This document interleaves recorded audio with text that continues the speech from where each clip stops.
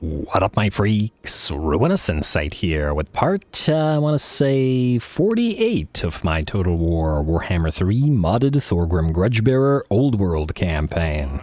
So as we saw last time, we got some challenging battles. Cuileux versus Thorgrim was pretty darn fantastic, especially Thorgrim defeating a toad dragon one-on-one and taking basically a no damage before moving on to Cuileux. And then we got that amazing ambush battle against Karaz-a-Karak, the One-Eye, who ambushed a Reclaimer Guthrie Holdfast, managed to take out 2 of his high-level Slayer pirates as well, who I'm sure were happy to find their doom, and we were happy to get a very nice fight. I believe we're only about halfway through the last turn, so what we're doing this time is continuing that turn. Now, in terms of Mr. Ungrim Ironfist and Ellen Delling, I think we're just going to leave these elves here. Yeah, we could obliterate them. Frankly, we could just auto-resolve them if we wanted to. That's a basic army. The thing is, once again, I really would prefer to leave a faction that actually can inhabit the magical forests here, and this is a decent option. Besides, we're effectively restoring the Empire,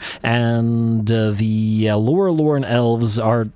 they're where they're supposed to be, you know what I mean? Yes, they're elves, and yes, they're annoying, but they don't leave their places, so let's just pretend they don't exist for a bit. Anyway, so what we'll do is this. I will move past Tor Lithanel, like so, and just out of curiosity, these places aren't corrupted either, so what we can do...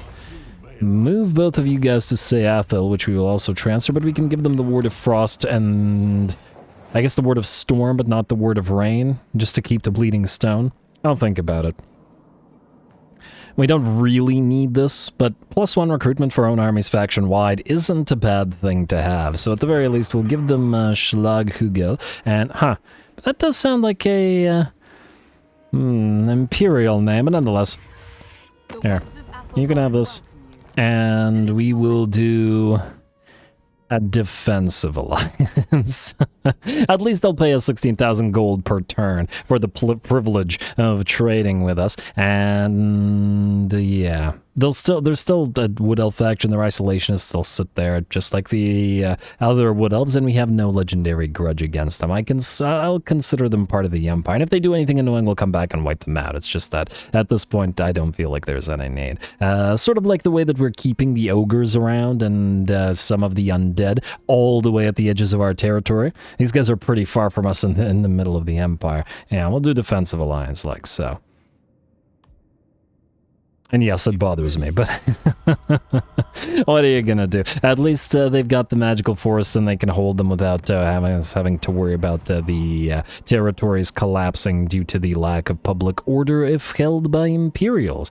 Anyway, let's see. And we can actually, watch over them with the passive stone fully maxed out in case they get elven ideas. Anyway, let's get back to where we were going. Thugni, Alaric, you guys I think are okay. Brock Iron Pick, I believe you're besieging Clan Scryer, and as soon as we end the turn, we're gonna get like, I don't know, several good battles, and possibly including the Iron Slayer battle. I'm really excited about this one, so I'm really hoping that these guys will sally out and try to take us in the field.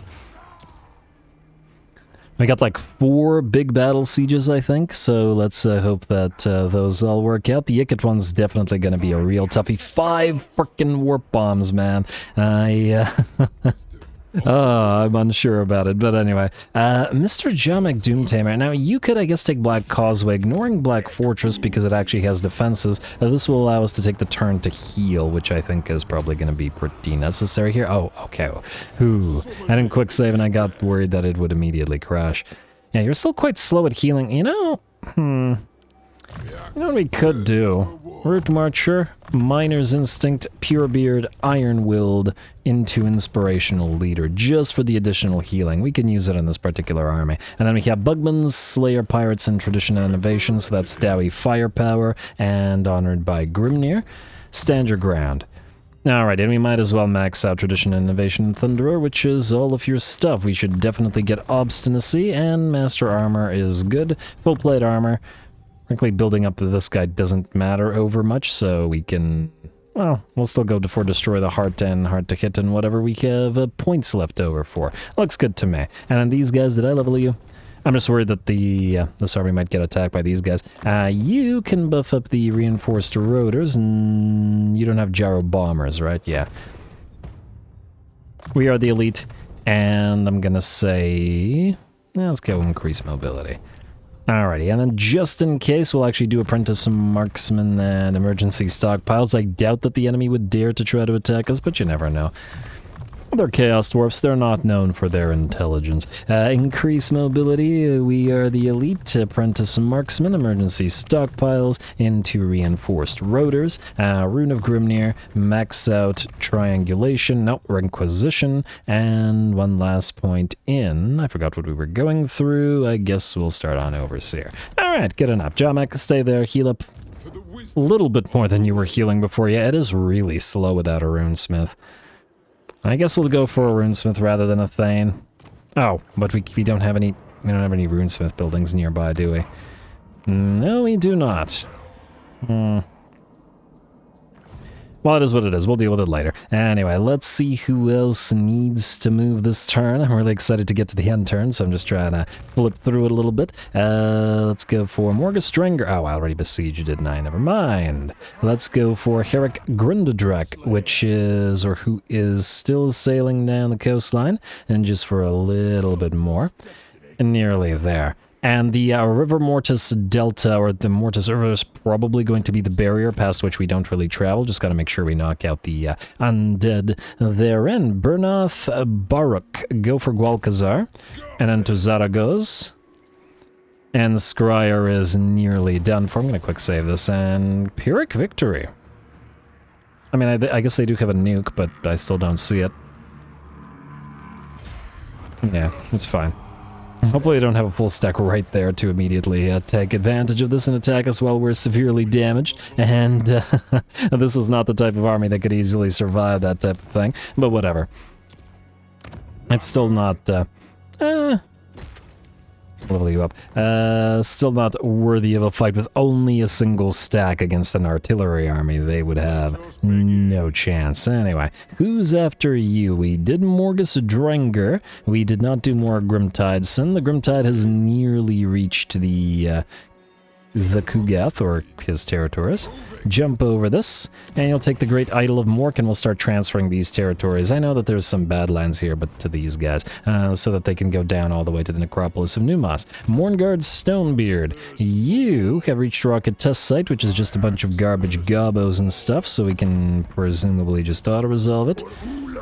And at least this way the Mourngard will have had... Oh, wow. Huh, this might actually be a decent time to delete him, actually. He's only level 20, and, I mean, yeah, we could fight it, but, like, let me just see what is in here again. It's laborers. I mean, there's a lot of them, but it's still just laborers. I'm gonna think about this. The thing is, once again, once we end the turn, we have a ton of battles. It's not like we have a dearth of battles to choose from, that's the thing.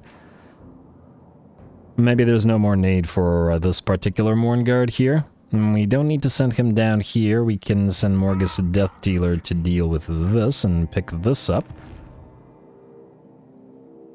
I mean, there is, I suppose, the very small chance that that Grease's Coldtooth will attack us, but we have more Mournguards here, and, well, again, we kind of don't need them either.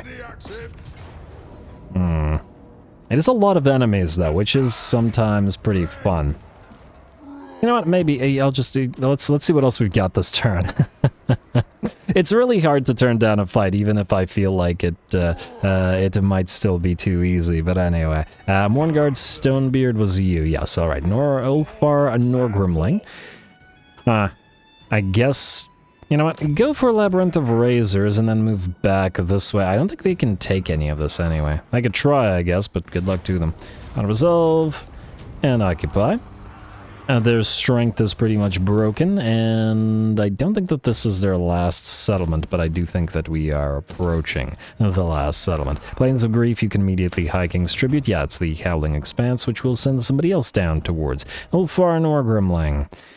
Where are we here? Oh, that was you. Beautiful. And just past the halfway point. Alright, Oldest Helheim. You've taken Stormraven's Roost, and now you're going to jump up here to Stoneclaw Mountain. And then take that next. And we'll ignore the village faction for now. Puppets of Misrule. And we'll see. Elmador Redex is besieging Zulnagras, which will probably sally out. And yeah, see, this is what I'm talking about. This is definitely going to be a great fight. We are damaged. They have a lot of elites, unlike the Chaos Dwarfs there, and it's the elites we want. A Reclaimer Gundrickson. I genuinely don't remember where I was sending. Oh, right. We need Reclaimers over there. All right, fine. Let's get you to kill this caravan. How dare you travel through our territories? It'd be nice if the Kislevites would, like, you know, wipe the enemy caravans out for us. Obviously, our armies are too busy to deal with all of the Chaos Dwarf caravans. On the other hand, there's a much easier way of dealing with all the caravans at once and just wipe out all the Chaos Dwarfs, which I think will, well, will happen sooner rather than later. Anyway, Rearguard Half Hand. Who are you? What do you do? What do you even do? Oh, this guy, yes, okay. He's a follower of King Azrael. Almost tempted to name him follower, but we already have a bunch on the field, and it's gonna get, you know, somewhat slightly confusing. Reclaimer Helldower. I guess you can... Well, we can move you to R now, if we can... How far can you go here?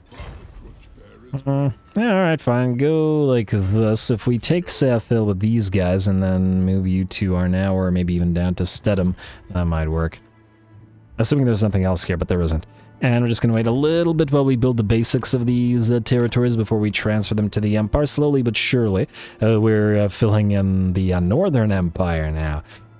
Ain't it lovely to see? Anyway, Reclaimer Helldower. If I can find you, that would be lovely. Reclaimer Baruch was an ambush because... Oh, right, these guys. We are laboring under the assumption that you're going to stay here for the turn, depending on... I want to see what these guys do, effectively. Thick Proudbeard. You are still waiting for your last Ice Guard unit, but you have sufficient units, I think, to be getting along with your... whatever it is you're doing. So go this way. We will try to get an engineer... Oh, there are no engineers. Do you need a Thane? Yeah, I could use a Thane, an Ironbeard. Alright, let's do a Traumac Thane for you, then. I was saving that. And you can move up here and then move out into the territories of the, whatever, Ironback or whatever these guys are called. Alright. Thick Proudbeard, that was the last guy. Now if only I can find you. That's right. There, Muster the Throng doesn't need to move. Ulthar Stonehammer, Stochel Gundrickson. You, who have killed off Mr. Imric, will proceed to Mangy Marauder's Hold. I'm going to assume that Enna will not... Okay, I'll resolve this. I'm going to assume... Why would the bolt throwers get hurt? Why? We have slayers. Why? Okay.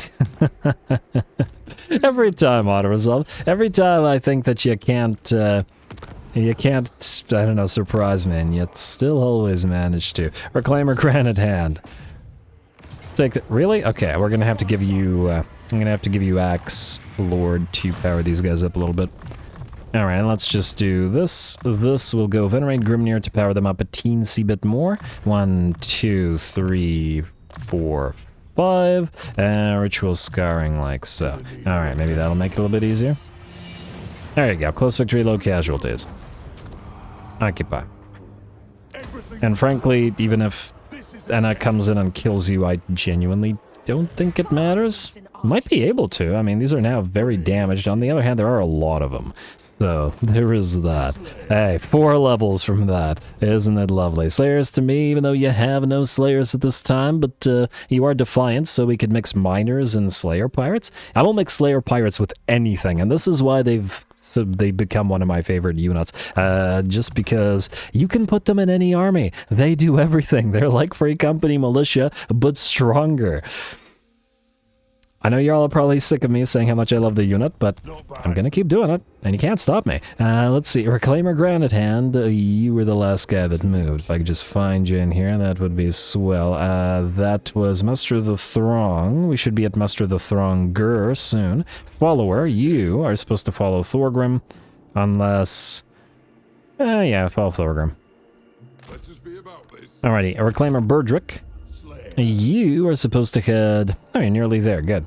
Keep heading this way. Muster the Thronger does not need to move. Reclaimer Burdrick. You are going here, and you're going to pass through the path of the Maggot Lord. I don't know if there's any real point to doing this, because 4 turns is a long time, but we'll see. I figured we pass him through this, and then he'll appear here to help out with this, but it depends on how long it takes John Doomtamer to deal with the rest of this stuff, so we shall see. Reclaimer Stronghold. Your pile of miners. Just keep doing what you're doing. Raiding, etc. The Reclaimer Barrows Keeper. You are going to jump down here to go for the Desolate Expanse. Desolated Expanse, sure. Skolson. Oh no, you're waiting in case we need to attack Durthu, and okay, there's no in case about it, because, yeah, you know. Anyway, Began Bogerson, you are a newly minted engineer that's supposed to join one of the Reclaimer armies out here, and I guess that means you're traveling north, and I guess you're going this way as well. There should be 2 Reclaimer armies out here that need engineers, and yeah, we're even giving Reclaimers engineers now. Thrund Ulik. I don't know who you're for. I assume you're for this guy? Meaning you can meet him right here. Alrighty, Svenner Cromson, you are a Thane that was going to go join Oldest Helheim. Alright, Hegenbor Brightaxe, you I remember actually, because you've been traveling for a while. You need to join the Rangers, the Bugman's Rangers, because you specifically give them snipe and stalk or whatever, which is what I was looking for. Alright, you know what, I think considering the sheer number of end turn battles we have, we'll just auto-resolve this and... Oh, what if it's a good fight? No, screw it, we're fighting it. Damn it. How much movement range do you have? Quite a bit. Alright, fine. You go for Axe Lord. Oh, you didn't venerate anybody. You want to venerate anybody? Does it really matter if we could potentially delete you anyway? Do these guys, they don't have demons, so Smednir wouldn't matter. You could venerate Grimnir. What's your army made of? A lot of Axe Lord stuff. I assume we have Hack and Slash. We do indeed. Does Venerate Grugny give us straight up 4 melee defense? Frankly, considering how high our melee defense already is for everybody, Venerate Grimnir just seems to be the better generalist pick, like most of the time. Not that this matters. Anyway, we're gonna fight this just because I think it'll be a fun fight, if nothing else. Oh! Actually, just by applying that 1 point, we're down to only losing a couple Longbeards, and you know what? Screw it. There we go. I was thinking it would be a fun fight by virtue of the fact that half our army, or more than half our army, was going to die, but then at the same time, if so much less than half our army is going to die, then we can rebuild in a single turn, then we don't care as much. No Ranger's Quiver. Alrighty, we have plenty more battles to be fighting after all, and we can do so. Hiking's Tribute, I guess, build this up, do this, and then skip. Major Marauder's Hold. Oh, yes, we just took this. I can do this, and... Oh, actually, don't do that. Nah, Skull Splitter's Hold is not a high tier, so it doesn't really matter. And I guess we'll be building defenses here, because it's kind of in the Darklands, so... Yeah, so we don't have to run into this situation again, although all the enemies will be gone, so we shouldn't, in theory, need to. Great Slave Port we're not upgrading for a reason, because we want to trade it to Boris, and then trade it back to ourselves, after we trade him Darko Wharf. Outpost available we can ignore, and then turn. Alright, this is the first of, I believe, 5, at least on the side of the sort of announcements. We are currently besieging 5 settlements, wherein we're looking to get battles. Let's see which of them are cowards and which of them will fight. And this one I think will be very fun. Ikit, 5 warp bombs, 4 menaces below, a doom rocket, all of his spells, the artillery, which we can do little about. Alright, I don't know if we can win this, but I'm sure excited to give Brock Ironpick another chance to try. Go.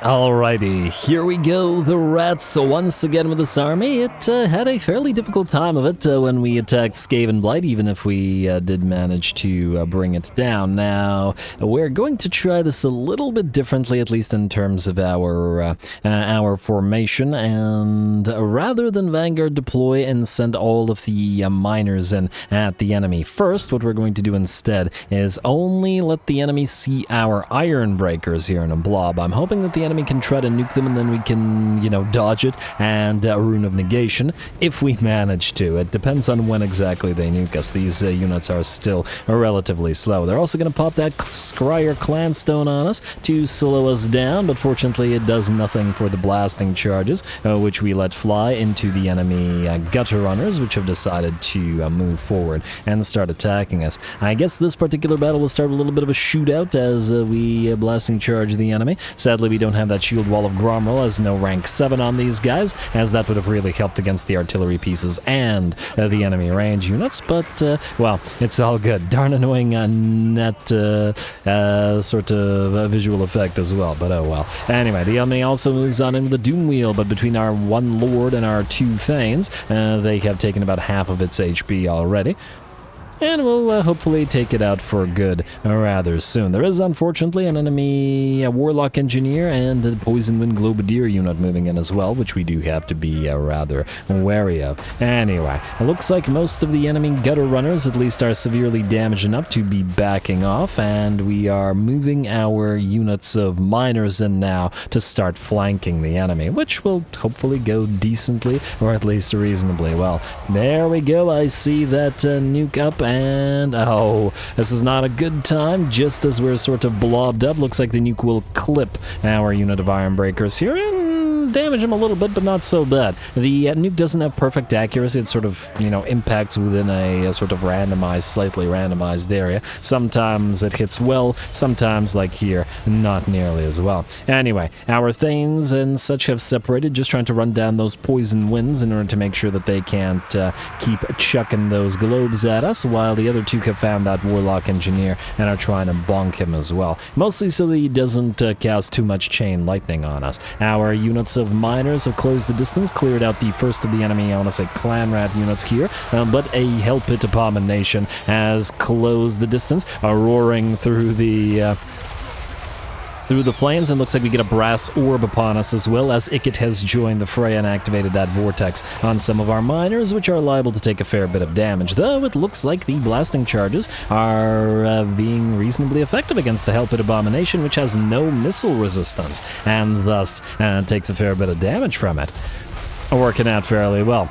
I thought that it would be a much bigger menace to the miners than it turned out to be, but they bring it down with only one unit losing about half of its HP, and so pretty darn worth it. We got more miners moving southwards now, or southwards down the ramp to close the distance and join the fray against more enemies. Does look like one of our units of Iron Breakers has been caught by Plague Monks and Death Runners, which is a pretty lethal combination with that Weeping Blade and the damage dealing, high damage dealing on both units.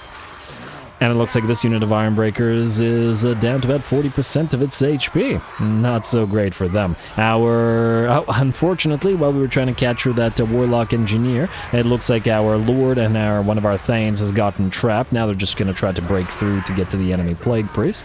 And it's not like we have artillery or anything to help them out of there, so they're just going to have to deal with it. And speaking of artillery, the enemy does continue fire down upon us, but the miners that were deployed over on the right side of the battle map are still moving towards them, looking to tie up as many of them as they can, though getting bogged down on occasion, fighting enemy Plague Monks and other such units. But they're getting there. They're a little bit slow, 36 movement speed, but that's still faster than we perhaps might be used to on Dwarfen infantry. Everybody got to learn to pump those Dwarfen legs, even if they can't be as fast as we've gotten our Slayer Pirates to. The battle is still very much, well, we're still very much engaged in this. The balance power is still very much in the enemy's favor at about 80%, though it does look like its Doom Wheel has run out of ammunition, and will take another, I'd say, decent volley of blasting charges. The one like the Hell Pit Abomination, this thing has 20% missile resistance.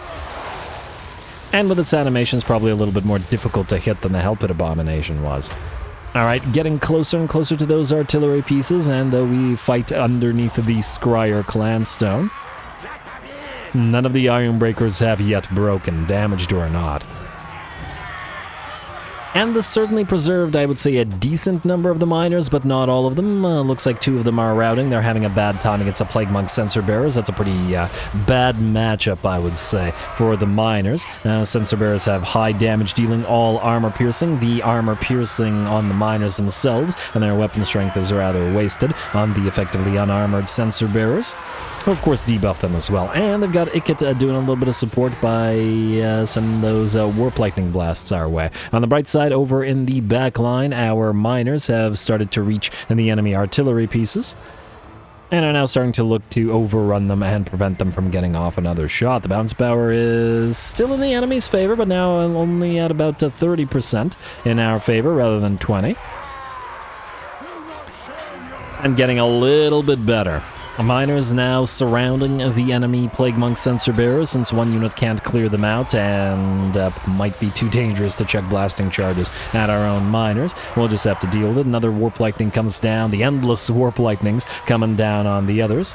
But at least it's hitting miners rather than the Iron Breakers, who we need to maintain their HP. The Lords and the Thane have, or the Thanes and the Lord have found the enemy Plague Priest, who is now terrified and running. I'm trying to get out of there at the very least. And hopefully we could chase him down to make sure he doesn't get off another cast. One of the artillery pieces is nearly done, and we're trying to close the distance with the rest. The bounce power is, well, still about 30% in our favor. But it's certainly turning. The enemy doesn't quite have as much in the way of numbers as it once did, and we have to keep on chasing the enemy range units down. And ooh, there goes a warp bomb, severely damaging one of the Iron Breakers, which I believe was already fairly heavily damaged, and clipping one of the Iron Breaker, or miners rather, as well. Actually, another one of our Iron Breakers is nearly done for, but the bounce power shifted to about 40% in our favor, and ooh, these guys, oh, I guess we couldn't catch them. Well, that's a shame. But what can you do? Very, very hectic battle, lots of little mini skirmishes all over the map, so admittedly I don't know exactly where to look, because everybody's fighting and trying to do their own thing best as they can. But it looks like the bounce power is almost 50% in our favor now. Thane fighting off some Death Runners here, and doing so decently well. He is taking damage, and will take even more damage as the Plague Priest has rallied. But he's sending Death Runners flying with every attack. Alrighty, and it looks like... let's see what we got here. Ikit is in the midst of a unit of miners here, trying to chase down enemies and prevent them from rallying with some of our remaining units. And surround and destroy Ikit, and he is taking a fair bit of damage to the armor piercing of the miners. Looks like an enemy warlord, a Plague Priest. Another Plague Priest has been defeated by our Lord and stuff, and our Lord will now move away and probably hunt down Ikit, and blasting charges hit an enemy warlord and explode him, and it looks like with that, very, very suddenly, the enemy army will shatter, and the battle will be ours. It looks like there might have been a desync at the end there. Once again, we do have the patch that has arrived, which is causing some instability, unfortunately, but there isn't much we can do about that since the previous hotfix is gone. The only thing really different that happened is that the battle seemed to end early, and I think one of the artillery pieces was in a different position than it was before, so the miners took a lot longer to get to it, allowing one of them at least to keep firing, this one by the looks of it, than before. But otherwise, it went about as it should have. Severe damage to some of our Iron Breakers, but at the same time, a lot of them will recover because they had a lot of HP damage, but not as many unit losses. So, looking good.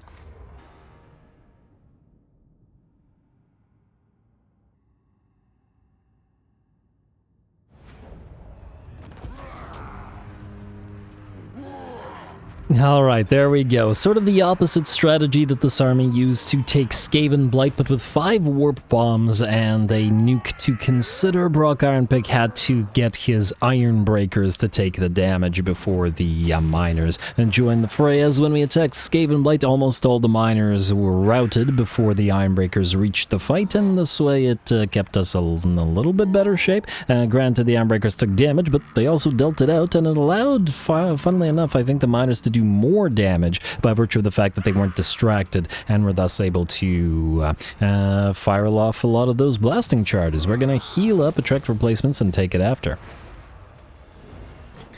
Alrighty, the orcs will indeed sally out to the Barrows of Cuileux, and I'm particularly happy about that. I want to see what the armor values of the Doomseekers are going to be here. And we've got 2 giants and an Arachnarok spider as well as trolls, so kind of making me wish I had used at least a couple of the giant slayers here instead, but hopefully will be okay. Anyway, quick save and then let's jump on in. It's a pretty fun army composition, this one, I think, and it's a bit of a shame we didn't get to play with it more through the campaign, because it was a very, very light addition. But I suppose next time I play the Dwarfs, a long time from now, admittedly, but next time I end up playing Dwarfs, I'll try to build this one a little bit earlier. Go.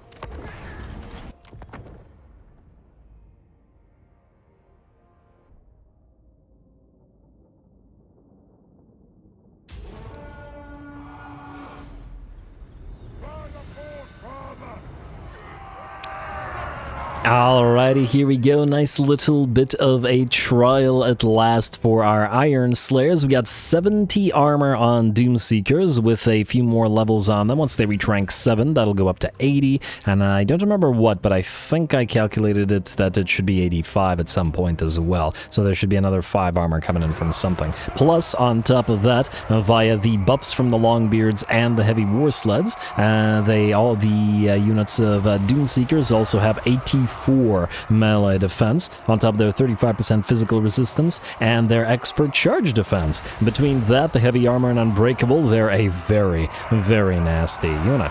And on top of that, we have the Longbeard's Grudge Settlers, who have charge reflection and await the enemy here. They've got 170 armor, 89 melee defense, and if they take the brunt of the charge, the Doomseekers hopefully will tear any enemy that closes the distance to shreds. Anyway, we're going to start the battle off by annoying the enemy as best we can with our units of organ guns, who are going to start by going after the enemy boar boys, because that's kind of an ideal target for them. And once they're done with the boar boys, maybe switch targets to the black orcs if we can or need to. The black orcs might be able to close the distance before we get there, and that's all right. And oh, organ gun! How did you manage to miss every shot? Come on, if any artillery piece shouldn't be missing shot, it's probably you.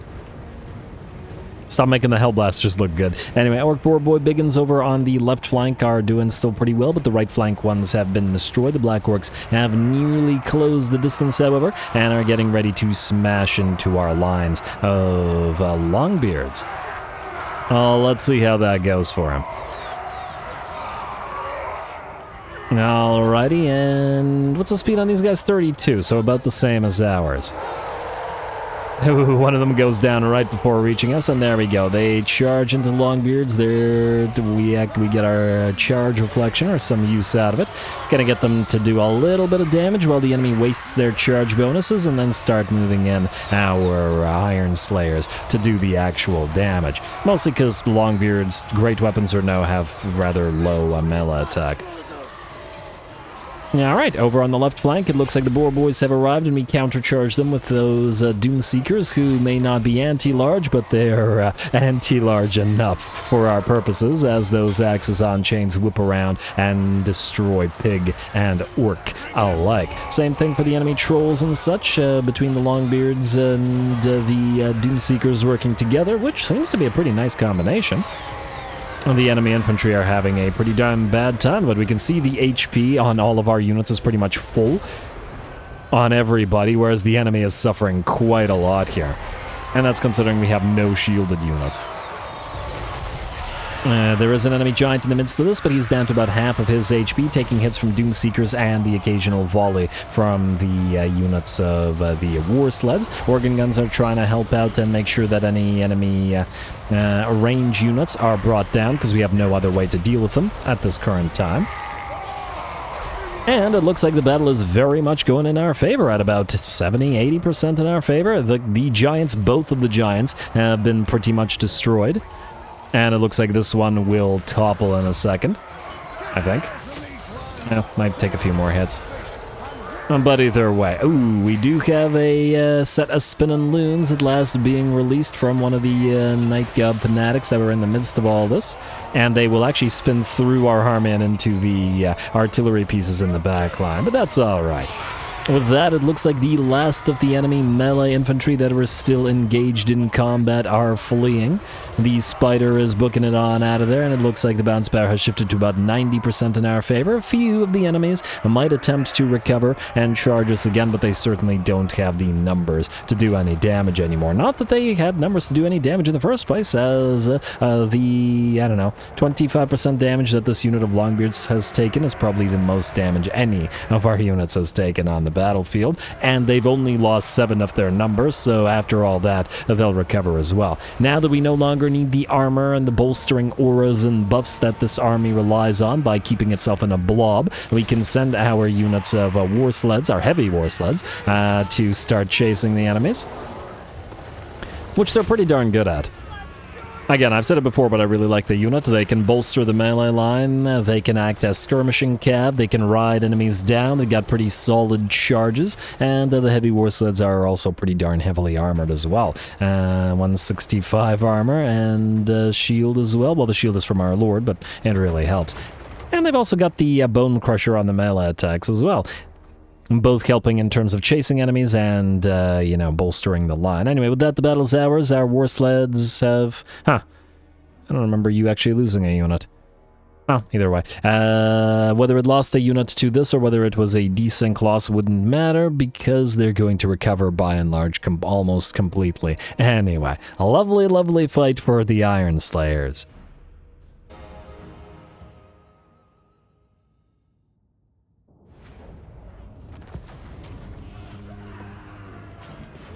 Alright, beautiful. Absolutely beautiful. Keep in mind that the Doomseekers in this army, they're not led by a Slayer Lord, so that they don't have that, I don't remember the name of the ability.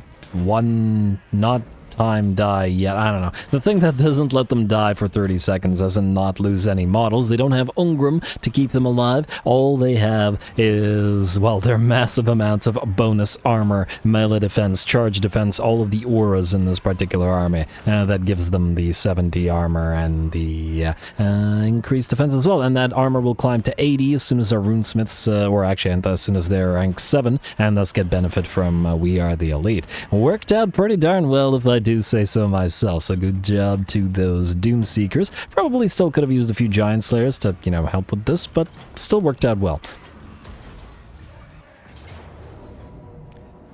Alrighty, and this one we did expect. Archaon will indeed attack, seeing that the garrison at Temple of Hema is a pretty darn good one. Chaos Knights, Chosen, Dragon Ogres, Hell Cannon, etc., etc. They're willing to fight us in the field. I like it. I like it a lot. We're going definitely to fight this one. It's a Pyrrhic victory anyway, so medium casualties wouldn't be able to auto-resolve it anyway. Also, that's a lot of doggos to potentially tie up our range units, huh?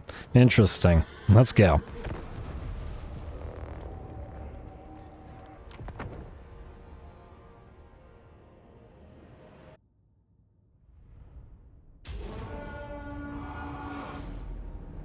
Hold the pass, brothers, and give no quarter. To arms, fellow Dowie! Let's claim one more victory for the old ways.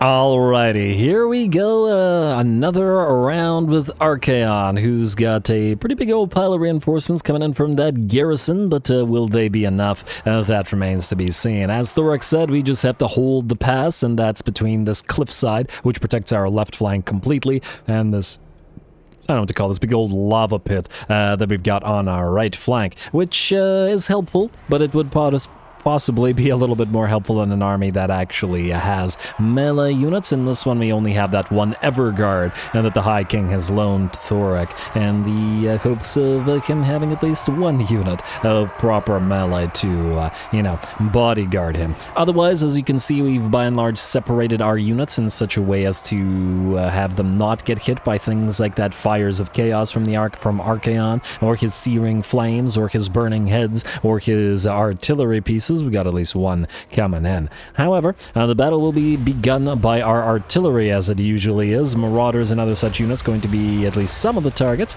and our sniper unit, our Goblin Mangana, what is it? The Hammer of no wait, that's the greenskin version. The Goblobbers, there we go.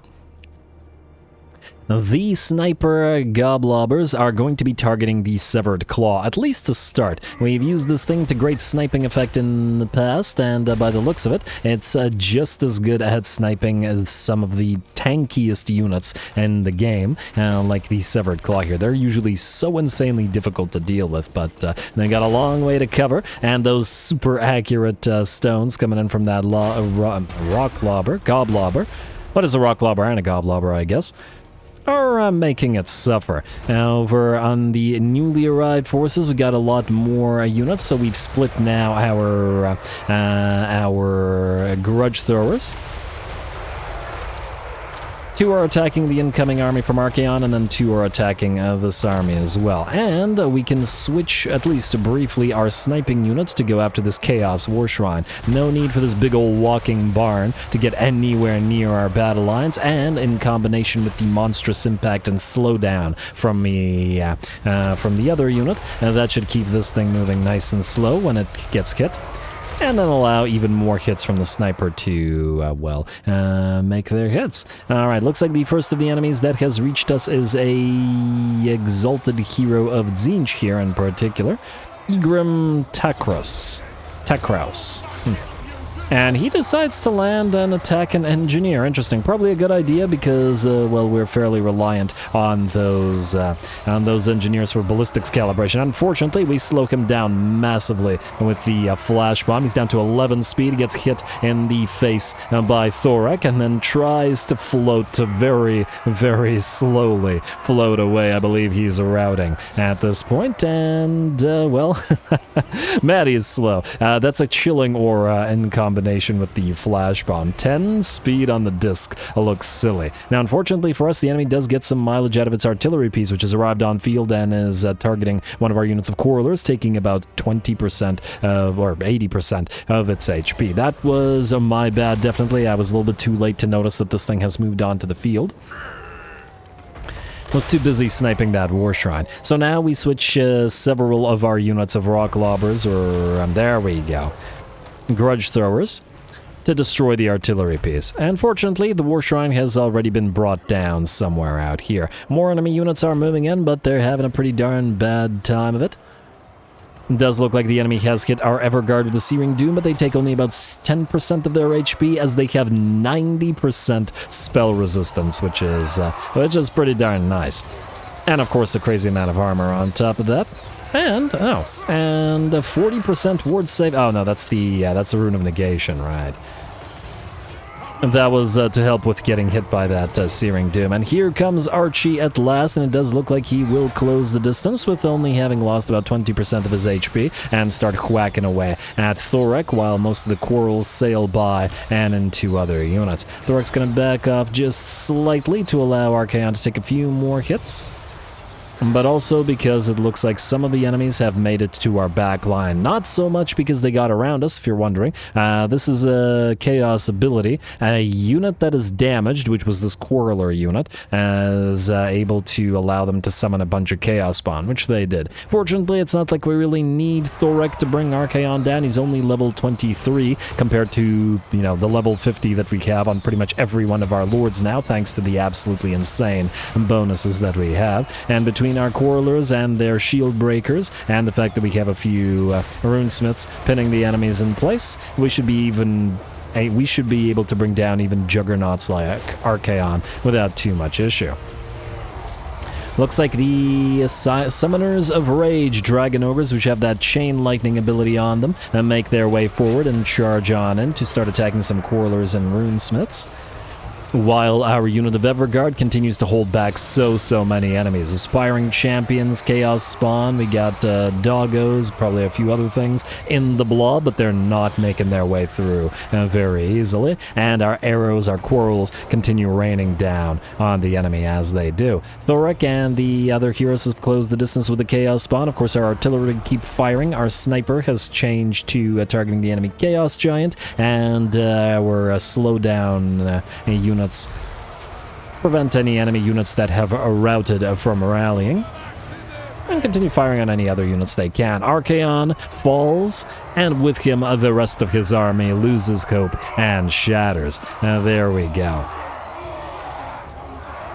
Alright, and only the enemy units that are, I was about to say that are unbreakable remain, but they get very quickly ripped apart, and by the remaining Everguard, who held off so many enemies and only took about 20% of their HP. Now the enemy will run, the Summoners of Rage will get sniped, the aspiring champions will get targeted by our sniper units, just like the enemy giant, the enemy heroes, etc., etc.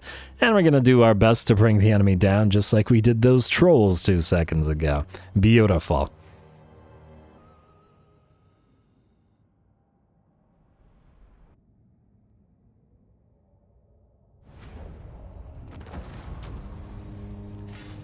Alright, very nice. Another defeat for Archaon, the Ever-Chosen, and that with his, I want to say, tier 5 garrison as well. The main damage, pretty much all the damage from the enemy came from that darn Hell Cannon, which heavily damaged one of our Quarrelers with great weapons. Unfortunately, it was a little bit too late to switch the units toward them. Damn, 100,000 damage on the Grudge Settler, Grudge Throwers, and around 20k, 24k, 25k on the Quarrelers, only 29k on the Goblobbers Grudge Throwers, and only 37 kills. But you can see that their gold value, despite having way less kills and all that stuff, is, for example, it's higher than the Ruined Up Grudge Thrower.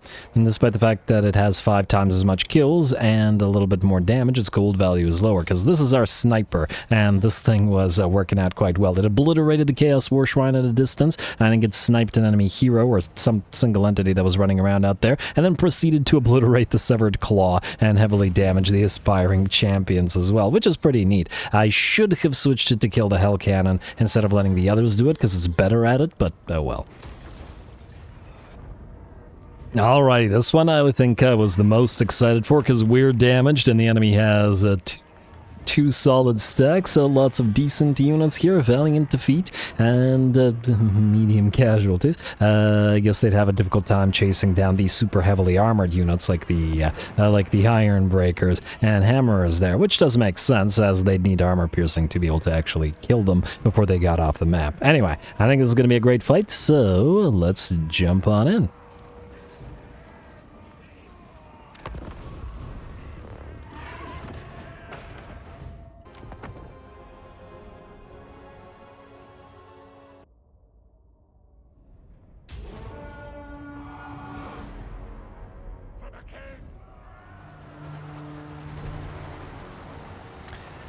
Alrighty, here we go. We've got a pretty big old pile of greenskins standing against us, but I'm pretty confident in Elmador Red Axe's capabilities. I've been very happy with his sort of diverse army composition with lots of different types of units. Just the Anvil of Doom being carried by the shield bearers there, and over the rest of the units is kind of funny looking. But anyway, what was I saying?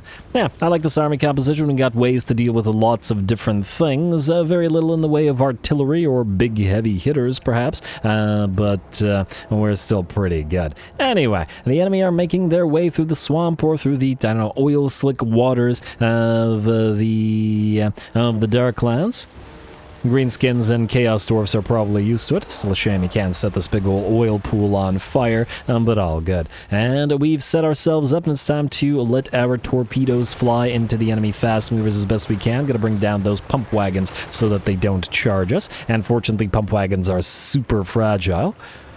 And this first unit will shatter, and the enemy fast movers in general are having a pretty bad time against Iron Breakers and Drake guns alike. We've been getting a lot of use out of this very solid combination, out of the fiery Drake guns and the flamethrower Iron Drakes, and together they melt away those 2 units of Boar Boy Biggins like nobody's business. Another unit will make it forward just close enough for not only flame and shotgun to be firing into their faces, but blasting charges to explode at their feet.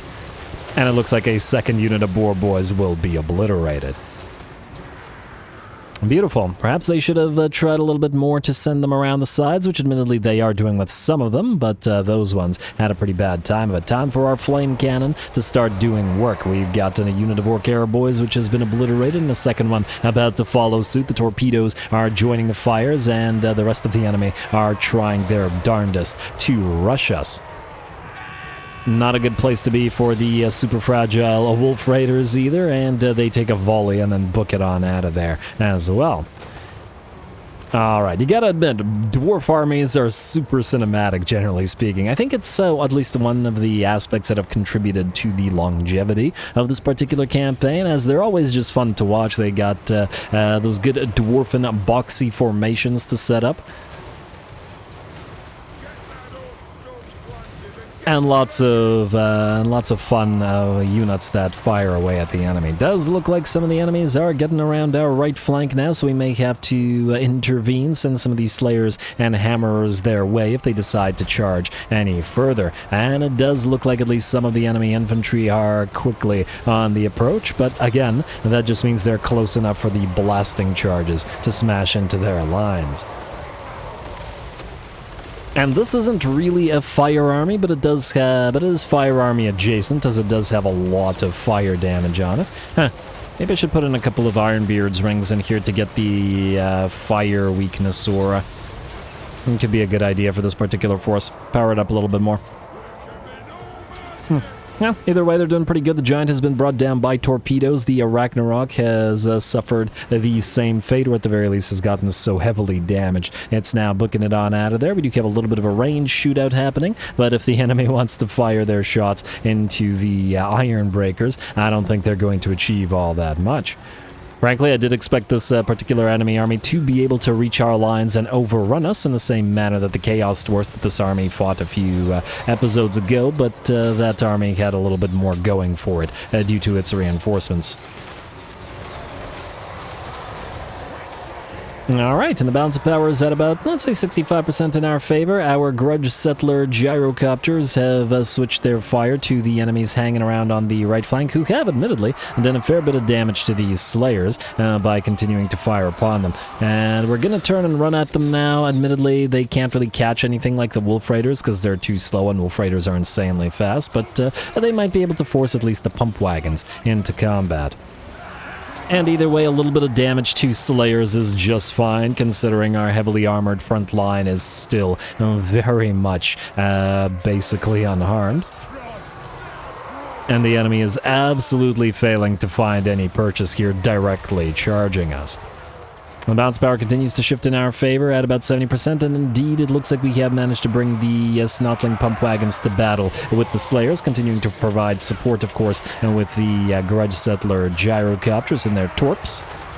And between them and the Slayers whacking these things apart with their axes, the pump wagons will book it on out of there rather quick. It looks like they're getting a little bit of help from some Forest Goblin Spider Riders, not archers. But without Snagla, without the Spider Gob to buff them up, these things are going to be a lot weaker. And presumably no scrap upgrades either. They only have their techs to rely upon, and while admittedly the Greenskins do have some solid techs buffing up spider units, without Snagla, without Snagla and scrap, they're just too weak. 45 armor rather than, I want to say, 70 with the scrap upgrades. And oh, you want to charge at the Iron Breakers. Yeah, charging at the Iron Breakers in the back isn't all that much better than charging them in the front. Especially with fragile little goblin wolf riders. Man, they had to name these guys Riders and then the Hobgob variant Raiders just to confuse me. Alrighty, and of course there's hammerers here as well, the occasional torp coming down upon them. The balance power has shifted to about 90% in our favor and a few more units to be routed, and the battle will in fact turn completely in our favor. And there it is, I hear the horns of retreat, I see the control or the morale of the enemy plummet, and with that, the battle is ours. We'll send a few parting torps their way, as is Dowie tradition, and this orky horde, whatever, is destroyed.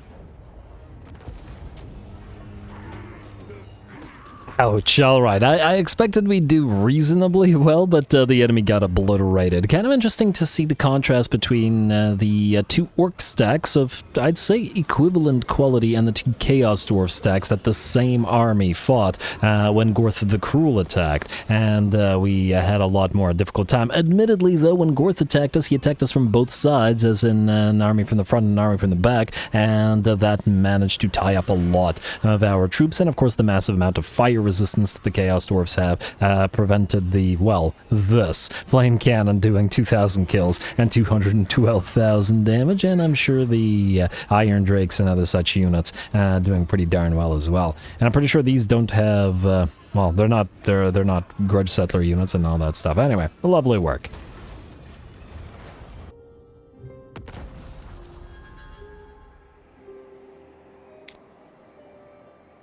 Alrighty, there we go. We got some pretty fantastic battles out of that one. Trait gain, defeated Icket Claw. Oh, right, we no longer need the research or the Winds of Magic power reserve capacity ever, or the, well, armor, I guess. We're at 176, so it's something. Even if it isn't all that needed. Oh, I could survive that. Right, he escaped very slightly on that doom wheel of his. Alright.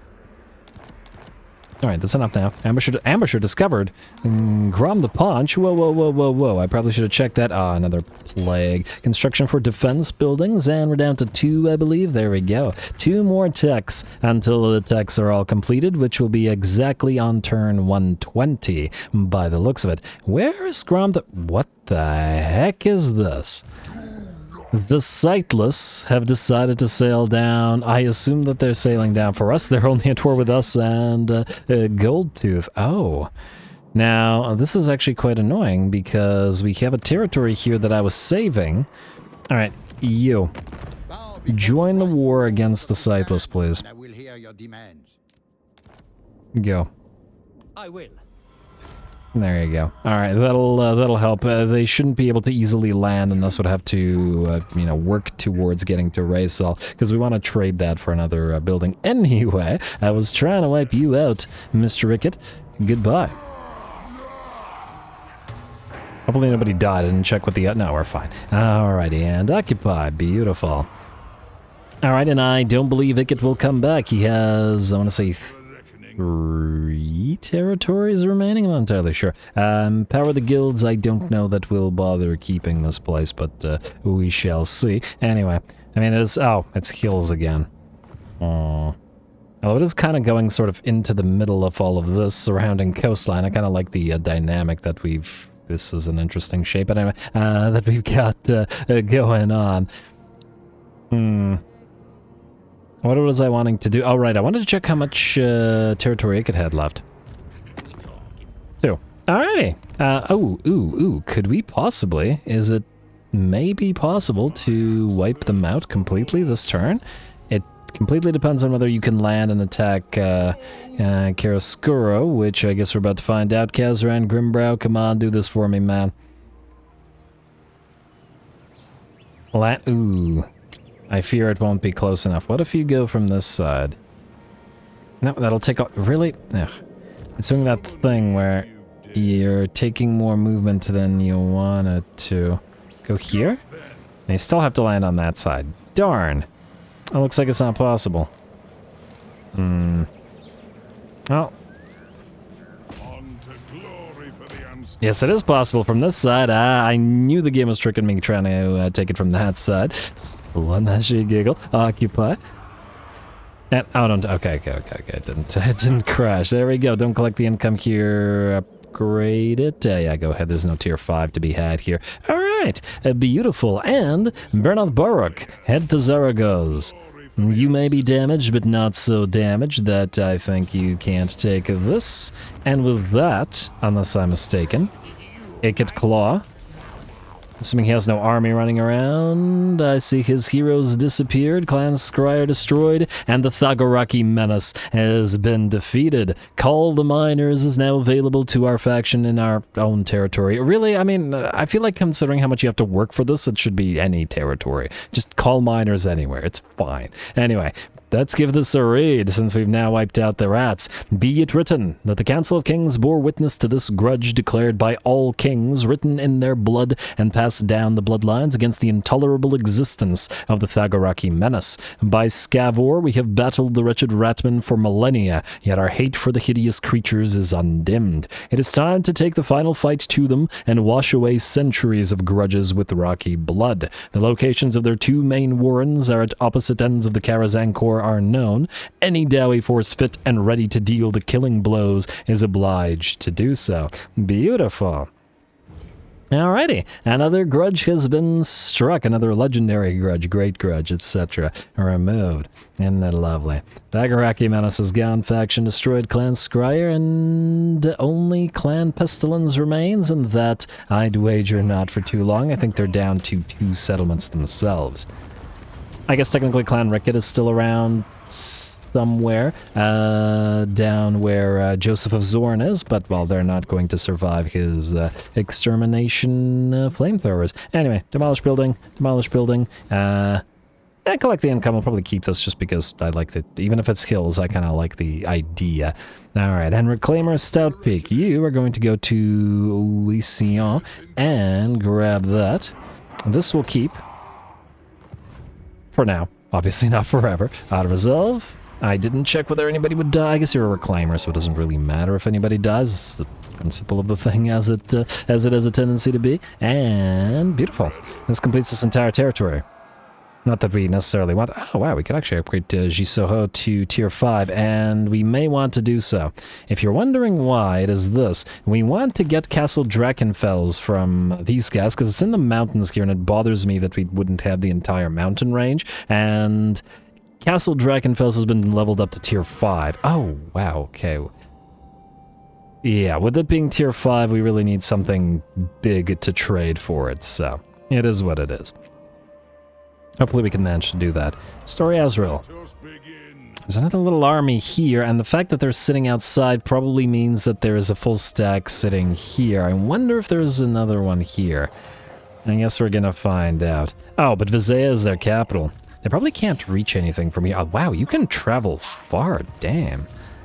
Alright, I'm gonna risk sending you here and just hope that there is a full stack so that you can wipe it out and then head back to Vizaya, and if they sack Grouse, well, they sack Grouse, whatever. And hey, Tehanawan, if you take Mount Zordella, well, that would be great. And oh, not bad. I guess we're gonna have to besiege this, and possibly get a fight out of it next episode. I guess once we end the turn. That should be a pretty nice one and a fairly tough one at that. This army still doesn't have his grudge settler units. I'm sorry. We've been busy. The High King has things to do. Anyway, Belagar Ironhammer, just out of range of the Fort Topknots. Unfortunately, I think that means we're going to have to send Thorgrim after Kuchar, because nobody else is here. Keep him from the Great Idol of Mork, but it is what it is. Kuchar's going to run, because everyone runs from Thorgrim, but nobody can run fast enough to escape him, as I think we've learned by now, and he's just fast enough to reach him on the map as well. Beautiful. Out of resolve.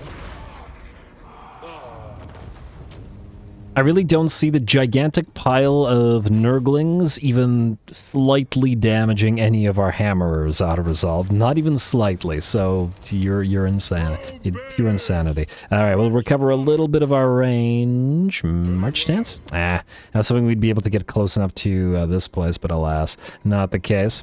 So that... oh, wait. Belagar. You can go here. And then follower... Oh, you're the wrong... Yeah. I was hoping that this was a Dragon Slayer. I just realized that Dragon Slayers should be followers. If you're wondering why, it's because they have siege attacker. These guys don't, because we could have otherwise captured Fort Topknots, which has... Oh, well. Anyway, Thorgrim, move this way now. Alright, research trade student, you can't do anything. If only there was a way to get you Well, actually, there is a way to get you siege attacker. But I feel like it's not worth it down here, because there's nobody that we would be able to transfer that equipment to. So yeah, we'll just wait the turn. Not a big deal. You, move down. Alrighty, and I think... Oh, so Joseph of Zorn. Wow, they didn't sally out. You little rat cowards. And they'll still kill the miners and they didn't sally out, eh? You know what, this is not worth our time. This is pathetic. I'll probably do this between the episodes if I remember to do so this time. Hopefully, cross my fingers, and any other appendages I can cross. Anyway, Grimly quarrels. Hey! Valkia the Bloody! Oh well. She just made it, man. Just made it back to a Dark Citadel, force marching her army to do so just as it falls. Unfortunately, her army is kind of weak. Silence, worm! Yeah. Honestly, it's kind of not worth fighting. It's pathetic. It'll just get obliterated long before she reaches us. And I know it's Valkia, but it's also not an army that's, you know, worthy of our efforts. We'll get her defeat trick. Really? Huh. Alright, fine. I guess we'll fight it. Fair enough. Fair enough. One more fight. Although frankly, this episode has gone fairly long already. You know what? I'll do this. Just to guarantee a proper-ish fight next episode, I'm going to call the episode here, I'll do the admin, and then we'll come back. We'll start the next episode off with Valkia, because the turn is closing in on ending. Well, actually, it isn't. But anyway, we have other stuff to do, and so, yeah. Time for a reckoning. He's gonna go for a Gormadni Hold rather than... No, actually he can't. Gormadni Hold can defend itself. Monolith of Beorg can defend... You have nothing. You have nothing. I don't know what you're planning to do here, Eric Toriuson, because I'm gonna work. Anyway, like I said, I'm gonna call the episode here next time. And these guys are still moving northward. Okay, every time I try to say something, something catches my eye and I keep thinking there's other things to do. But anyway, yes, calling it here. Next time, more stuff as it happens. Maybe another legendary grudge crossed out. Well on the way to destroying the Knights of Kalador, as they have little enough remaining to their faction. Working on Kugath now, but he still has a lot of territory down here. And just generally speaking, what do we have left? Northern Grey Mountains, that'll be easy. Knights of Kalador nearly done. This one, probably not happening. Legion of Asgore and Legion of the Gore Queen, nearly done. Talzin and Argulon, I'll think about it. Monolith of Bjorkil and Grayling Moot, nearly done. Sealed Tombs, 5 turns remaining until that happens. Maybe it has to happen, maybe it starts when it gets to 1 turn left. It'd be a shame if it's broken. It very well might be, I'm not sure. We've got a few more turns to figure out. Either way, Azrael had a bunch of fantastic fights. He killed off Vlad a bunch of times, so really he did fight a lot of undead. I'm just really hoping that he can still get at least one more big fight going. Anyway, more Towie to come, I guess. So all glory to the algorithm. Stay tuned, like some comments below, and thanks for watching.